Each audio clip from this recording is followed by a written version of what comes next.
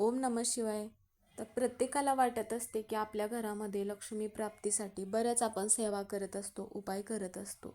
तर महाशिवरात्री आहे रविवारच्या दिवशी, म्हणजेच की 15 फेब्रुवारीला आपण महाशिवरात्रीचा उपवास जरी केला तरी आपल्याकडून काही सेवा जर घडल्या नाही तर त्याचं फळ आपल्याला मिळत नसते. आता तुम्हाला पण तुमच्या घरी लक्ष्मी प्राप्त व्हावी असे वाटत असेल, असा एकही व्यक्ती नाही की त्या व्यक्तीला वाटणार नाही की आपल्या घरामध्ये लक्ष्मी प्राप्त होऊ नये किंवा लक्ष्मी टिकून राहू नये.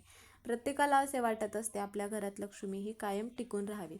त्यासाठी मग आपल्याला काय करायचं आहे, तुमच्याकडे घरी शिवलिंग असेल तर घरीच आपल्याला ऊसाचा रस जो असतो तर ऊसाचा रस आपल्याला घ्यायचा आहे आणि शिवलिंगावरती आपल्याला ऊसाच्या रसाचा अभिषेक करायचा आहे. अभिषेक घालत असताना ओम नमः शिवाय असा मंत्र म्हणत अभिषेक घालायचा आहे. कारण की मंदिरामध्ये गर्दी असते, त्यामुळे मग घरी ज्यावेळेस तुम्ही सेवा करत असता ती सेवा आपल्याकडून मनोभावे होत असते, मंत्र आपल्याकडून मनोभावे उच्चारले जातात. त्यामुळे मग घरीच आपल्याला शिवलिंगावरती असा अभिषेक आवर्जून करायचा आहे. श्री स्वामी समर्थ.